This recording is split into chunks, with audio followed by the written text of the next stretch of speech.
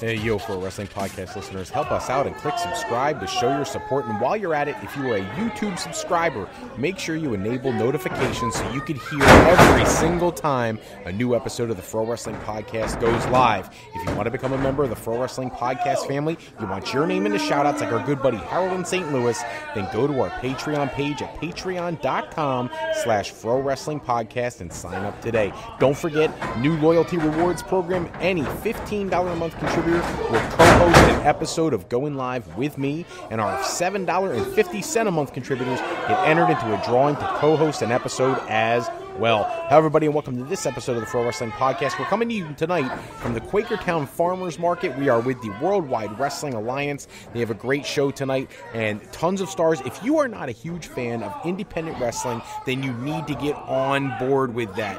Go to the Pro Wrestling webpage and check out the Indie Events tab where you can find advertisements for companies all over the country. I'm trying to add more and more every week if I can. So, tonight, we've got plenty of things to talk about. One of the most important ones, one of the big headlines this week, has been Neville. Neville has been very controversial since walking out of WWE last October. We now can confirm that Neville's contract with WWE has expired. More importantly, it broke today. Dave Meltzer reported that he does not have a 90-day no-compete clause. What that means is that he could conceivably show up at All In. He could show up anywhere he'd like. He is now a completely free agent. And you know that places like Lucha Underground, Impact Wrestling, Ring of Honor, all those companies, New Japan Pro Wrestling, they're all going to be going after him hard. He has a great reputation because of his time in WWE. He's got much more brand name recognition, and now is the time when somebody needs to swoop in, grab him, and showcase the heck out of him. He should have been a main event level talent in WWE and was never used to his fullest potential. Daniel Bryan is the other big news tidbit of the week. Daniel Bryan has officially, according to various media outlets, Cage Side Seats, and F4W Online, all the websites are reporting that Daniel Bryan signed a new contract with WWE. It is a longer-term deal where he's going to get the opportunity to wrestle less dates, but will remain with the company, which is great for him, with his wife returning to the ring shortly, his sister-in-law being a huge part of the WWE program, and it just seems like it's a great time for him to re-up with the company and really establish himself as a favorite in the brand again. And one of the things that I find interesting is that earlier this week, the Royal Rumble odds were announced. If you caught the news the other day, we reported that The Rock is the favorite to win the Royal Rumble, but Daniel Bryan is the number 2 favorite to win the Royal Rumble. That is huge if you're a Daniel Bryan fan, because it means that not only does it validate that he potentially has already signed his new contract, but also that he's going to be showcased and featured in a way that will allow him to be a main event level talent. He wouldn't get those kinds of betting odds if there wasn't something already being talked about or in place for him.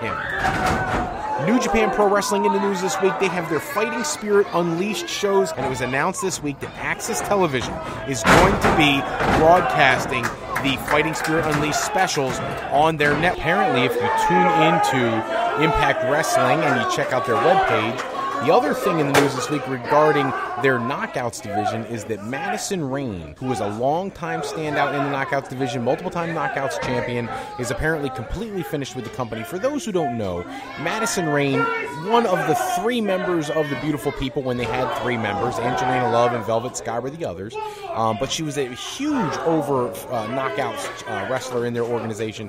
And then when she started to take a step back for a little while from the in-ring competition, she became an agent, and she was producing and things of that nature. But it was announced early this summer that she was going to be appearing at the WWE Mae Young Classic, and she was eliminated in the first round, but she was a part of the show. Now her profile at Impact Wrestling's website has been moved over to their alumni section, and she is no longer on the active roster page. So a clear signal that she is finished up with Impact Wrestling.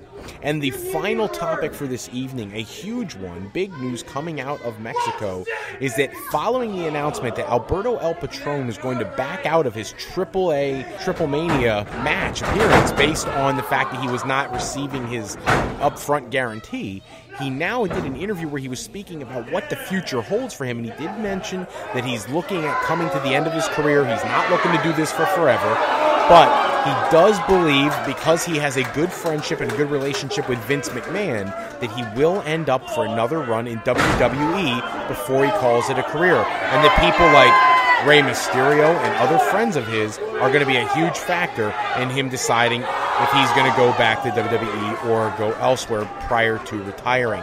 He does not want to wrestle forever. He wants to wrap this up and have one more tour, it sounds like, with WWE.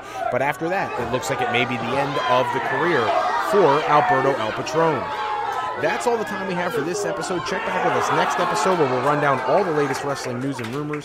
Special thanks, as always, go out to bensound.com and purpleplanet.com for producing all the music and sound effects we use on our shows.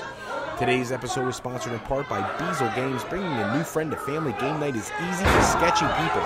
Showcase your artistic side with Beazle Games by bringing a copy home by going to frowrestling.com and clicking in the middle of the page on the Beazle Games icon. I'm Fred Froelich, better known as Mr. Fro. I want to thank you for taking a few moments with us this evening. And if you want more wrestling news and rumors, go to www.tsj101sports.com or to our editorial page at Infro's Corner by going to frowrestling.com. Until next time, take care, everybody, and have a great night.